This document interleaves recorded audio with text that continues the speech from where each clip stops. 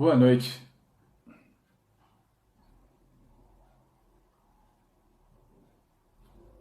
Boa noite. Paz do Eterno esteja com todos. Estamos ao vivo aqui mais uma vez nosso encontro e conforme nós falamos, nós vamos falar um pouquinho hoje a respeito de como o crente deve agir em situações de medo e incerteza. Então, são coisas assim muito interessantes a respeito desse tema. São situações muito interessantes a respeito desse tema. Boa noite, Ângela Pimentel, minha irmãzinha. Deus abençoe sua vida. Glória a Deus. Aleluia. E então eu hoje senti aqui no fundo do meu coração um impulso para que eu viesse fazer essa live e o Senhor tocou profundamente o meu coração porque eu tenho recebido muitas mensagens de irmãos, eu tenho recebido muitas mensagens. Amém, amém. Renatinha, minha amiga, glória a Deus. Amém, tamo junto. Deus abençoe aí. Davi, dá um beijão no coração do Davi. Deus abençoe. Então, eu venho recebendo muitas mensagens de irmãos que têm me perguntado, pastor, o que eu posso fazer? O que eu devo fazer? Ou alguns me perguntando, falando desse tempo de incertezas e já problemas antigos que já vinham e problemas antigos que já vinham se avolumando também. Então, esses irmãos, eles vêm me perguntando o que é que eles poderiam fazer nesse caso. Então, eu resolvi, eu fui movido a fazer essa live. Deixa eu dar um tchauzinho aqui para a Ângela. Ângela, então, eu fui movido para fazer essa live, porque são tantas pessoas que têm me perguntado a esse respeito, que o Senhor me tocou profundamente o coração para que eu, então, viesse fazer essa live e pudesse, então, transmitir um recado da parte do Senhor para todos os irmãos e para todos aqueles que vierem a assistir essa live. E a palavra, a mensagem que o Senhor me tocou profundamente, partiu de uma conversa que eu tive aqui com os meus filhos, e eu estava orientando os meus filhos, e quando eu sentei para conversar com eles, brotou aqui na minha mente uma palavra, um texto. E esse texto, ele está no segundo livro das Crônicas, no capítulo 20. É um texto muito conhecido, mas foi um texto que me chamou muito a atenção, por vários motivos. São vários detalhes desse texto que vão me chamar a atenção. Bom, eu também quero deixar claro uma outra coisa também. Hoje nós não vamos fazer um estudo exegético, tá? Então eu não vou fazer aqui um comentário exegético bíblico, eu não vou fazer. Eu vou trazer apenas uma mensagem. Então eu vou trazer aqui apenas uma mensagem, vou fazer uma oração com os irmãos para que, através dessa mensagem, você que está me assistindo e você que virá me assistir, de assistir esse vídeo, possa receber do nosso Pai Celestial, do Eterno, o Todo-Poderoso, ferramentas para que você possa lidar com a situação você mesmo. Nós estamos vivendo um momento em que as igrejas estão fechadas pelo óbvio da situação, é uma pandemia. Então nós devemos tomar cuidado, devemos cuidar dos nossos idosos, mas também não devemos relaxar nos cuidados. É uma coisa temerária, é uma atitude perigosa. A gente não conhece, a gente não sabe, a gente ouve muita coisa de vários lados, de várias direções, então a gente não sabe bem como que essa coisa está acontecendo. No final dessa live eu também vou deixar aqui um texto, e esse texto está no livro do Apocalipse, para que os irmãos depois possam meditar um pouco. Muita gente tem falado muita coisa a respeito do contexto dessa pandemia, e muitos teólogos vêm falando que nós já estamos vivendo o princípio das dores. Bom, eu não quero entrar nesse mérito. Porém, para mim, o Evangelho ele é relacionamento sério com Deus. Então, a gente se dispõe, tem pessoas que levam uma vida de oração, pessoas que levam uma vida ali de busca. Às vezes, passam por dificuldades.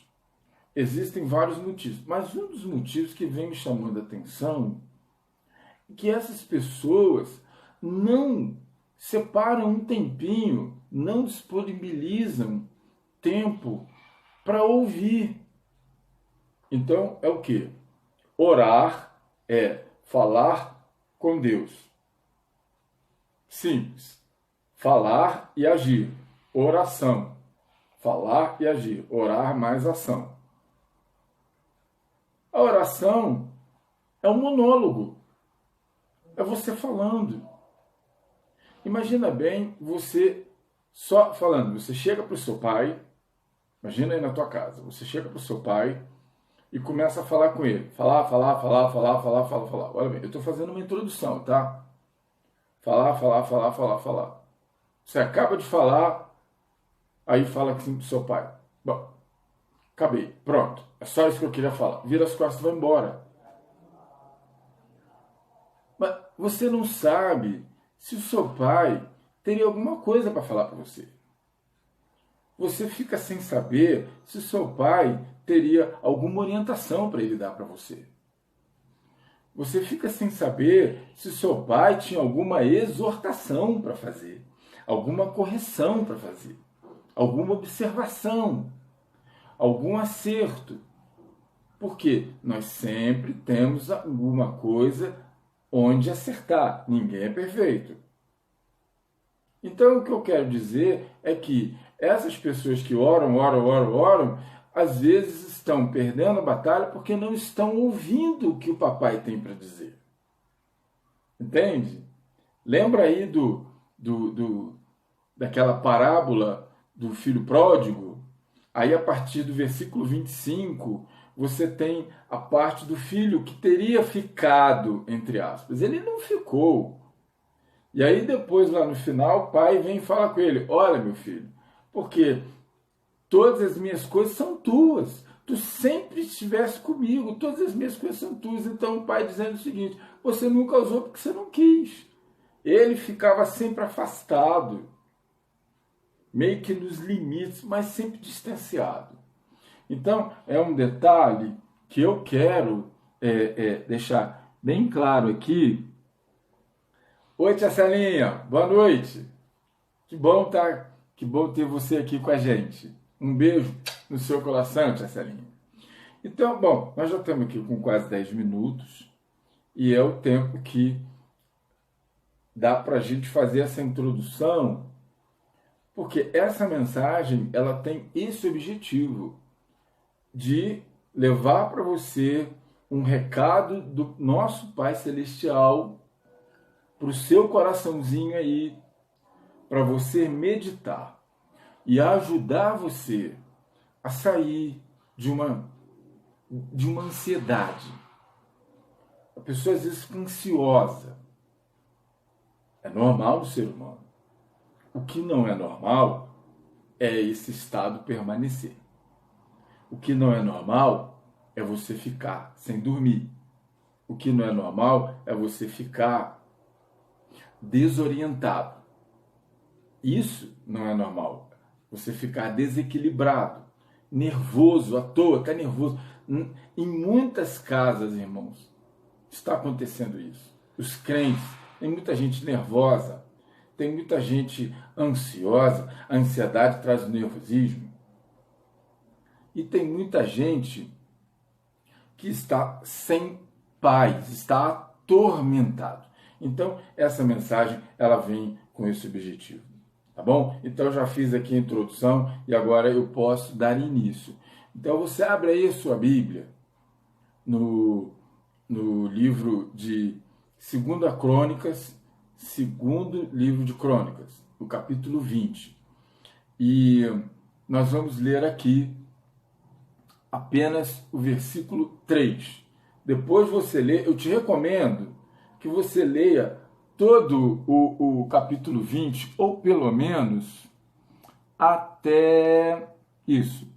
Eu te recomendo que você leia do capítulo 20, do versículo 1 até o versículo 30. Ponto. Depois, tá? Assim que a gente terminar, você lê com mais calma. Eu não vou fazer aqui uma análise contextual, conforme eu disse. Isso aqui não é um comentário exegético. É apenas uma mensagem. Então, nós vamos ler aqui o que está escrito no versículo 3. Tá ok? Então, diz assim. Então, Josafá teve medo e se pôs a buscar ao Senhor e apregoou o jejum em todo o Judá.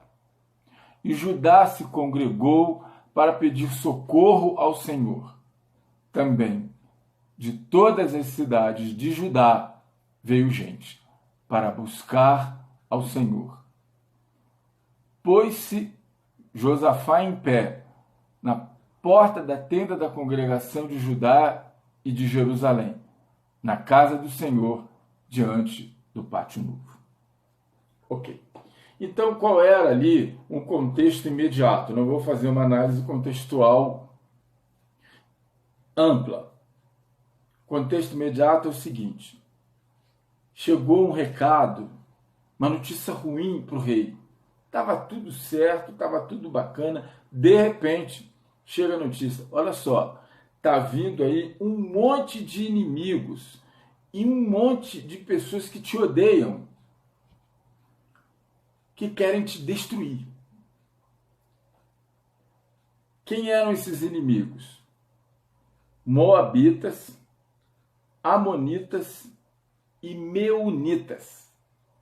Basicamente, esse povo que não tinha nenhum boboca no meio, se juntou para destruir o reino de Judá. E o rei junto com ele, o povo. Ia ser um massacre, um genocídio. Por quê? Porque o rei Josafá sabia, tinha mais ou menos ideia de quem eram essas pessoas. Esses algozes. Então Josafá faz o quê? Ele sabia quem eram os amonitas, ele sabia quem eram os moabitas e os meunitas, ele tinha mais ou menos uma ideia. Pessoal guerreiro. Então ele faz o quê? Aí a palavra diz que qual era a situação de Josafá. Em primeiro lugar, eu quero trazer uma informação para você. O nome Josafá é o correspondente em português para a palavra Yehoshafat, no hebraico. Então, o nome real deste rei é Yehoshafat. São duas palavras compostas. Yehô é a palavra abreviada de Yahvé, Senhor. E Shafat significa julgar, governar. Então, o Senhor julga, o Senhor governa. Olha só. Todo nome na Bíblia costuma normalmente dar um pouco da ideia da personalidade da pessoa, da conduta daquela pessoa, do tipo, a origem daquela pessoa, às vezes o local daquela pessoa, que aquela pessoa é originária. Mas é interessante observar que este rei tinha um relacionamento com Deus. Não só no nome dele, mas na atitude dele. Então, a identidade dele, a atitude dele vai definir toda a situação perante o Senhor. O Senhor Jesus, ele em certo momento diz o seguinte, ele fala assim, porque todo aquele que me negar diante dos homens na terra, eu também o negarei. Todo aquele que me negar, todo aquele que me confessar diante dos homens na terra, eu também o confessarei diante do meu Pai que está nos céus. Mas todo aquele que me negar diante dos homens, eu também o negarei diante do meu Pai que está nos céus. Então observe bem, Deus só tem compromisso com quem tem compromisso com Ele. E, na realidade, o compromisso é um dos elementos do relacionamento. Quem tem um relacionamento sério, a tradução de relacionamento sério significa compromisso. Compromisso, intimidade, obediência, tudo isso. Então, a gente verifica o seguinte, primeira reação de Josafá, Jehoshafat, foi medo. A Bíblia diz, versículo 3, então Josafá teve medo. Qual de nós não tem medo? Eu procurei aqui uma definição de medo. E eu li muita coisa, mas li dezenas de definições. E a definição que eu encontrei, que é mais simples para mim, que mais chega perto daquilo que realmente a gente vê para entender, bem simplesinha, medo é uma sensação, é um sentimento, é um estado de alerta provocado pelo receio de uma ameaça ou de um evento que possa causar dano ou prejuízo. Então eu vou repetir, medo é um sentimento ou uma sensação, é um estado de alerta. Então, o medo, uma sensação, um estado de alerta provocado pelo receio, olha bem, pelo receio de alguma ameaça ou evento que possa causar dano ou prejuízo, porque o ser humano tem medo daquilo que ele não conhece. E muitas das vezes, e aí eu vou colocar uma coisa aqui bem tranquila, eu vou fazer uma live depois somente sobre os efeitos da ansiedade na nossa cabeça, na nossa vida. Porém, o que eu posso dizer para você é o seguinte, o ser humano, ele age e reage de acordo com as informações que estão aqui no cérebro.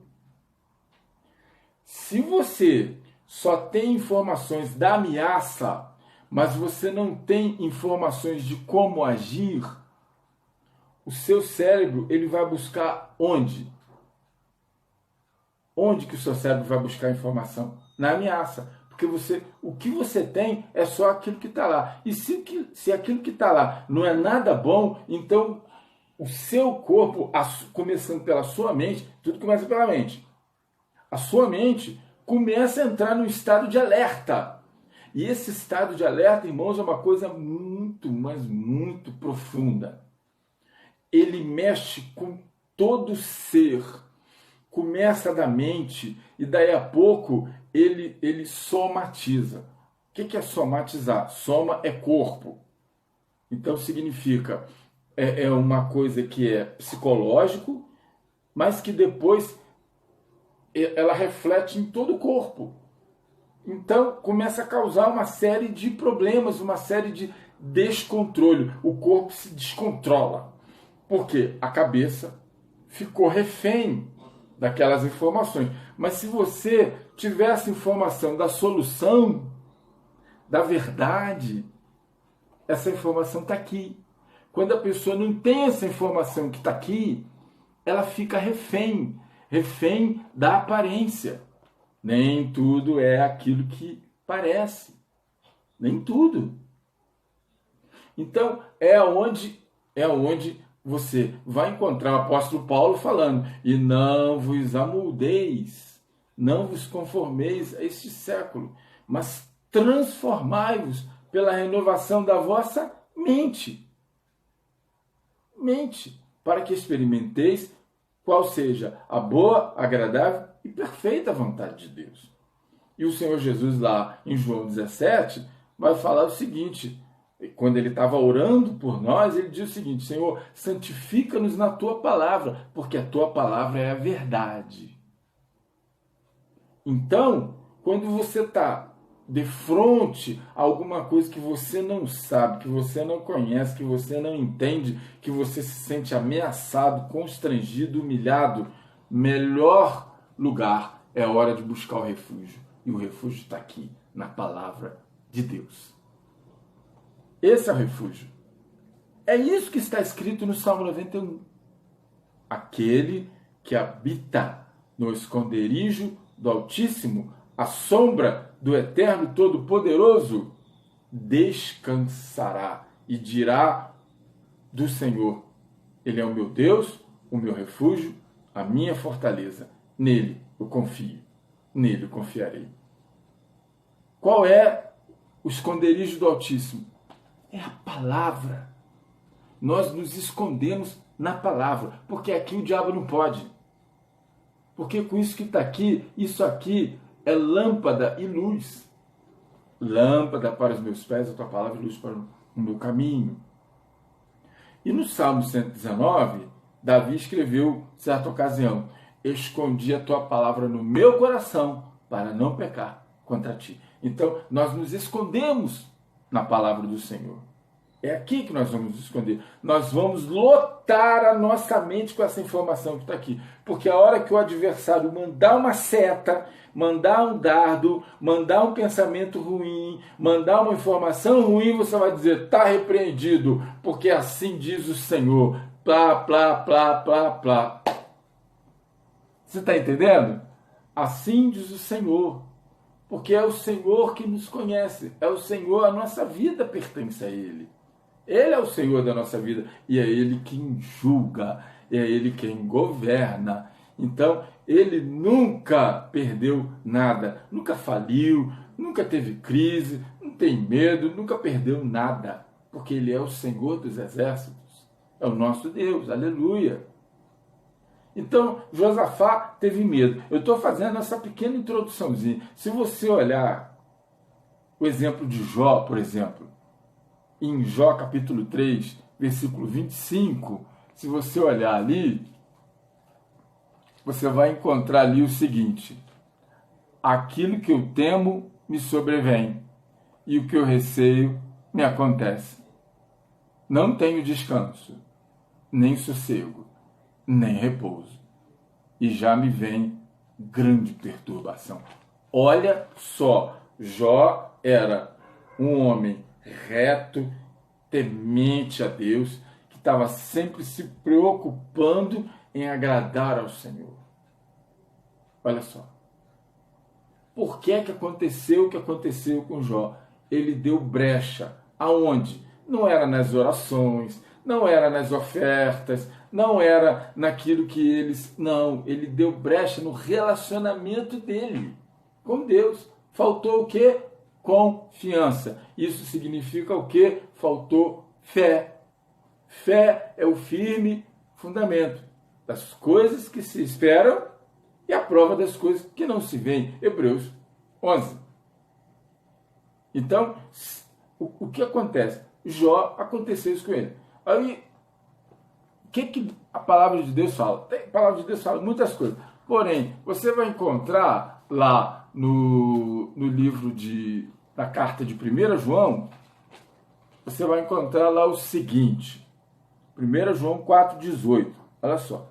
Você vai encontrar o seguinte. No amor não existe medo. Antes, o perfeito amor lança fora o medo. Ora, o medo produz tormento. E aquele que teme não é aperfeiçoado no amor. Então, vejam bem, o medo produz o tormento. O contrário de paz, tranquilidade, é tormento. A pessoa que não tem paz está atormentada. Aí, veja bem, essa foi a situação. Medo e tormento. Josafá. Olha bem o que nós estamos passando atualmente. Tem tudo a ver com o contexto dessa epidemia mundial, dessa incerteza, é quarentena, é isolamento, é distanciamento, é isso, é aquilo outro e tal, gente morrendo aí aos quilos. É politicagem em cima dessa situação. São medidas duras de isolamento. Enfim, qual foi a atitude de Josafá em meio a toda aquela situação que ele estava passando? Ou seja, qual foi o comportamento prático? Prático. Eu gosto de uma teologia pragmática. Esse negócio de ficar de muita teorização não contribui para a minha vida e para a sua vida. Você está aqui 26 minutos comigo, querendo saber coisas práticas, coisas diretas. E é isso que o Evangelho nos transmite. É claro que você precisa ter informação, e a informação precisa ser bem cuidada, bem transmitida, para que você possa compreender. Se você não entender, então de nada adiantou. Então, primeiro vem a situação. Qual foi a situação? Josafá teve medo. Depois vem a reação. Qual foi a reação? Se pôs a buscar o Senhor. O que não pode é o medo bater e se instalar e começar a fazer morada. Tem uma palavra aqui na Bíblia que diz o seguinte: nós não podemos impedir que as aves sobrevoem a nossa cabeça, mas nós temos a obrigação, o dever de não deixar que elas façam ninho. Olha só. Entende? Então, ou seja, sentir medo é normal.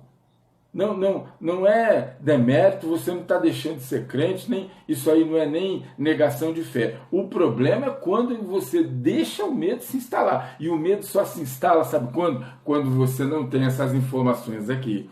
Quando você só tem as informações da ameaça, ela fica.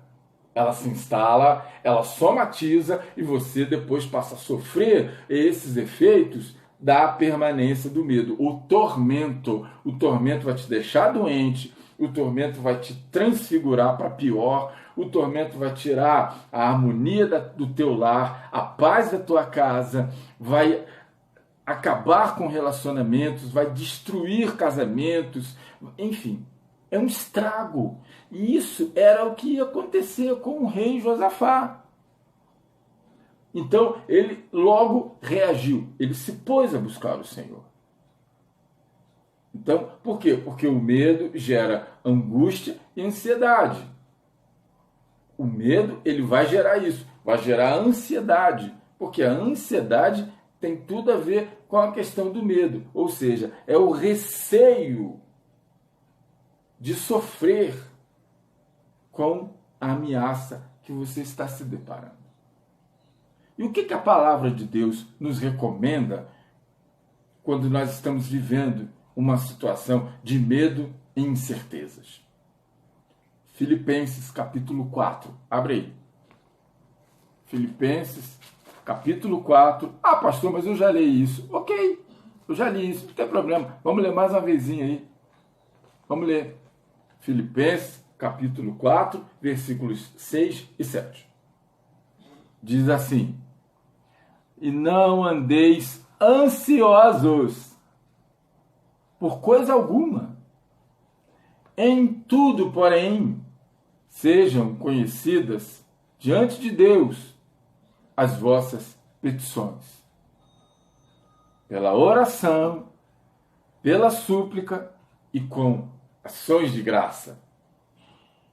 E a paz de Deus, que excede todo entendimento, guardará o vosso coração e a vossa mente em Cristo Jesus. Então, eu vou traduzir para você.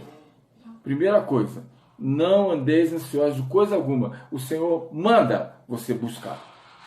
O Senhor manda você apresentar o seu problema. Sabe por quê? Oração, eu disse aqui, oração é falar e agir. Mas a oração, ela também é transferência de vida. Você transfere a sua vida para que Deus conheça dela coisas boas e coisas ruins. Ah, Senhor, hoje eu estou feliz, eu acordei, o dia está lindo, glória a Deus, está um sol maravilhoso, aleluia, que bom. Você está transferindo para o Senhor a sua gratidão, porque você levantou bem, porque a sua família está bem, porque tem comida na tua mesa, aleluia, porque você está com o seu empreguinho, porque não tem ninguém doente. Mas quando isso não está acontecendo, você também transfere para o Senhor conhecer. E Jeoshafat, Josafá, Deus julga, Deus governa. Então, às vezes, nós que somos donos da nossa vida, nós abrimos mão dessa soberania, para que Deus exerça a sua soberania sobre a nossa vida, para que Ele seja o nosso soberano, para que Ele seja o nosso rei, a nossa fortaleza, o nosso esconderijo, a nossa cura. Errié, Asher, Errié. Foi assim, é a palavra do hebraico, da maneira como Deus se apresentou para Moisés lá em Êxodo 3. Eu sou o que sou. Melhor, a tradução correta é serei o que serei. Porque se fosse eu sou o que sou, ele já se limitou. Mas ele diz serei o que serei. Ele é o causador. Ele é a causa, o causador. Ele é atemporal. Ele é aquilo que for necessário. Então ele é aquilo que você precisar que ele seja. Está precisando de quê aí? O que você está precisando nesse momento? Ah, pastor, eu estou precisando de uma bênção. Que bênção? Ah, eu estou precisando de paz. Ok, o medo produz o tormento. Então agora você já sabe. Agora você já tem. Agora você recebeu o caminho das pedras. Então, você agora já sabe como lidar com isso. Como lidar com incerteza. Entrega o teu caminho ao Senhor e Ele tudo fará. Então, a palavra diz, e tem lá também em 1 Pedro, no capítulo, 1 Pedro, capítulo, olha aqui, 1 Pedro 5, 1 Pedro 5, e está aqui, ó. Lançando sobre ele toda a vossa ansiedade, porque ele tem cuidado de vós. Aleluia. Mas o texto mesmo começa no versículo 6 e 7. 1 Pedro, capítulo 5, 6 e 7. Humilhai-vos, portanto, sob a poderosa mão de Deus, debaixo da poderosa mão de Deus, para que ele, em tempo oportuno, Kairos, vos exalte. Lançando sobre ele toda a vossa ansiedade, porque ele tem cuidado de vós. Olha bem, que coisa maravilhosa. É tudo que a gente está falando aqui, em outras palavras. Então, ou seja, a ação, então teve a situação, medo, a reação, se pôs a buscar o Senhor. Qual foi o comportamento prático? Ele apregoou um jejum. Agora, eu estou encerrando aqui. tá? Já estou encerrando. Ele apregou um jejum. O que é um jejum? Jejum, meio de graça. Só tem jejum? Não. Quantos meios de graça existem na Bíblia, pastor? Vários. Oração, madrugada, monte e leitura devocional. Obediência ao que está escrito aqui também. Prática do que está escrito aqui também. Ir à igreja também. Abençoar o seu irmão também. Perdoar quem te ofendeu também. Tudo é meio de graça. Então, Josafá, pelas circunstâncias que estavam ali, ele entendeu que devia fazer um jejum. Mas você também, nesse momento, você tem que ter um comportamento. Porque Deus, quando olha para nós, Deus não vai olhar para a sua carteirinha da igreja. Deus não vai olhar para o seu tempo que você está aí na igreja. Deus não vai olhar para isso. Deus vai olhar para o seu comportamento. O evangélico não está em carregar a Bíblia debaixo do braço. O evangélico não está nas vestes que você usa. Se você usa calça comprida, tudo bem, é problema seu. Tem gente que usa saia, não tem problema. Se você usa bermuda, não tem problema. O problema é você se expor em demasia para escandalizar. Aí não deve. Porém, se você fala difícil, fala fácil, não importa. O que é importante é como você age. E se você age de acordo com o que está aqui. Se você pensa de acordo com o que está aqui. Se você escolhe de acordo com o que está aqui. Se você se orienta de acordo com o que está aqui. Isso que importa para Deus. Então, veja bem. Evangelho é relacionamento. É atitude. E a atitude que Josafá buscou para essa situação foi atitude espiritual, porque o espiritual discerne bem tudo.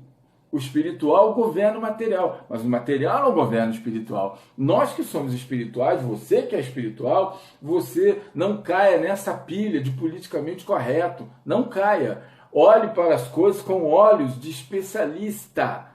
Olhe para as coisas com olhos espirituais, sim. Olha, sim. É claro que você não pode ficar uma pessoa bitolada. Tudo achar que é o diabo, tudo achar que é o inimigo. Não é bem por aí, sabe? Porque o diabo não age sozinho. O diabo, ele se associa com outros três. É a trindade do mal. É o trio do mal. É Satanás, o mundo e a carne. É Satanás querendo roubar, matar, destruir, o mundo com a sua influência e a carne com a sua inclinação. Tá entendendo agora? Não? Aleluia! Então, às vezes, não é Satanás, não, mas às vezes tem os associados dele. Às vezes é você mesmo, com a sua teimosia, com a sua intransigência. Às vezes é você mesmo, com a sua preguiça. Às vezes é você mesmo, com o seu coitadismo. Às vezes é você mesmo, com a sua doença. Às vezes é você mesmo com a síndrome da queda. Ninguém me entende. Entende? Às vezes somos nós mesmos. Existe aqui uma estatística, eu não sei quem foi que fez, mas seja lá quem fez, aleluia, diz o seguinte, que 90% dos problemas do ser humano é ele próprio quem arruma. Nós somos o nosso pior inimigo. Somos nós. Não é Satã. Satã já está definido aqui na palavra o que vai acontecer com Satanás. Ele já perdeu. Perdeu na cruz do Calvário, aleluia. Já está condenado. Então, tudo que ele puder roubar, tudo que ele puder destruir e matar em mim e em você, ele vai fazer isso. E na sua família, no seu relacionamento, no seu casamento, no seu noivado, no seu namorinho. Entende? E na sua espiritualidade, na sua paz. Tudo que ele puder tirar aí, ele vai usar o mundo para fazer isso, vai usar a televisão para fazer isso, vai usar a internet para fazer isso, que até eu conheço alguns pastores que falam que é internet. Não é bem assim, mas precisa ter cuidado com isso aqui. Vai usar até a sua própria cabeça. A derrota do crente começa aqui, na mente. Então, ele apregoou o jejum. E você pode muito bem apregoar qualquer outro meio de graça. A palavra em Hebreus, capítulo 12, versículo 6, diz o seguinte, ora, diz o seguinte,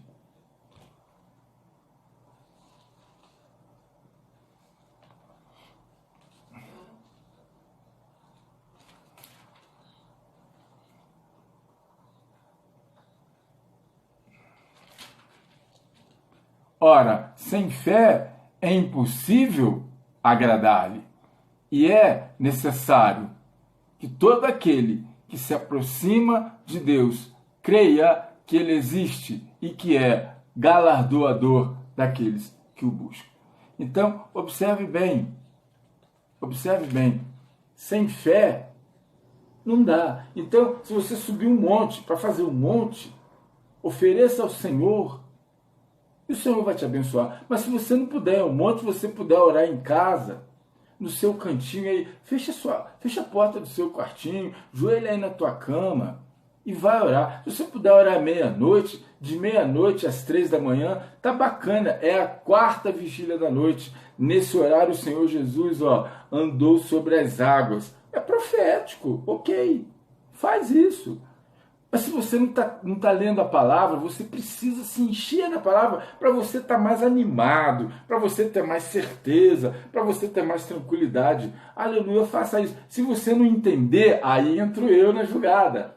Pastor, o que é isso aqui? O que significa? Vamos fazer live aqui, vamos trazer estudos, vamos explicar, vamos esmiuçar para você se aprofundar. Amém.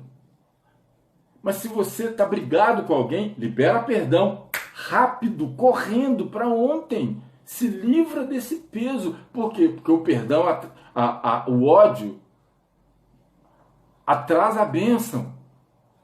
A raiz de amargura atrasa a bênção. Então, isso é importantíssimo. Está aqui escrito.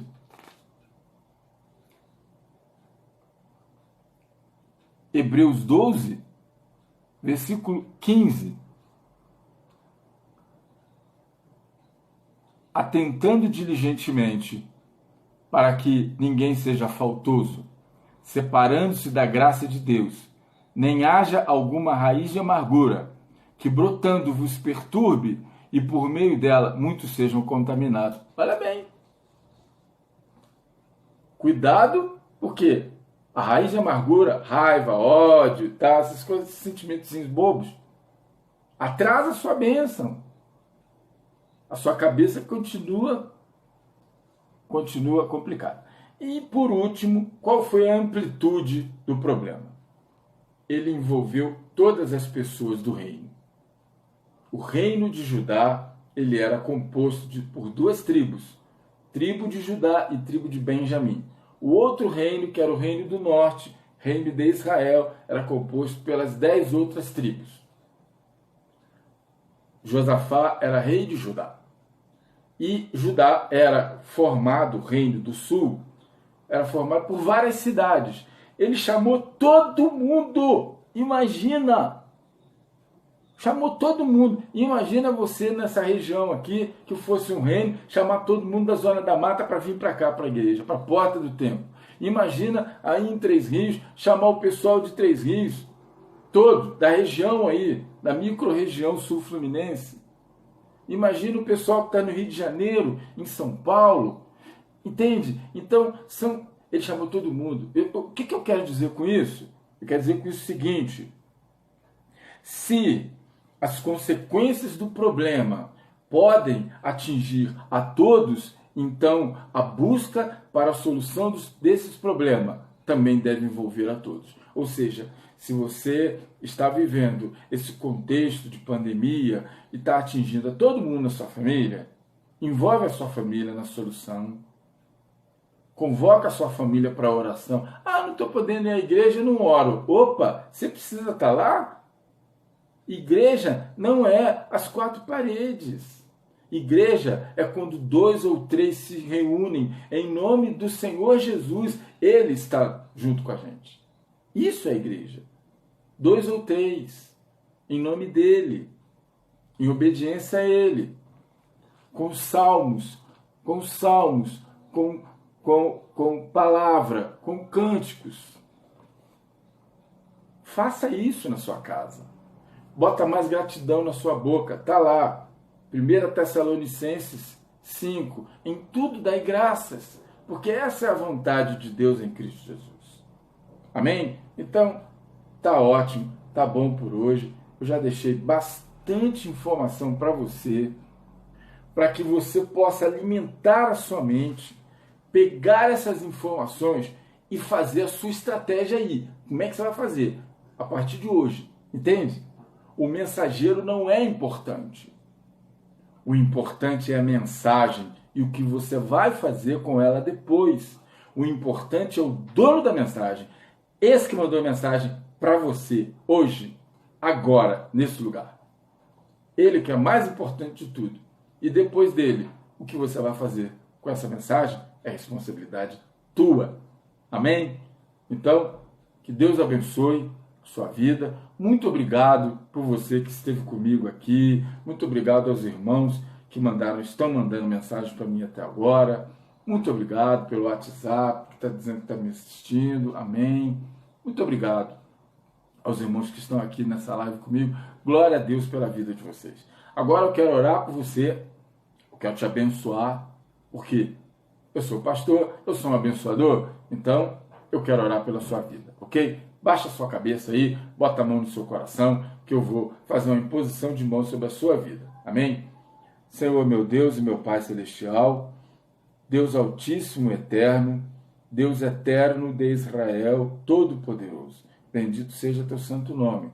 E é pelo poder que há no sangue do Senhor Jesus, que é o Messias, o Cristo, nós te pedimos que o Senhor abençoe esta pessoa que assistir este vídeo, que está assistindo e que virá assistir. Que essas palavras possam ir de encontro à vida dessas pessoas. Senhor, dá ordem aos teus anjos a respeito dessa pessoa que crê no poder desta oração, para que os teus anjos vão até cada lar que está representado, Senhor.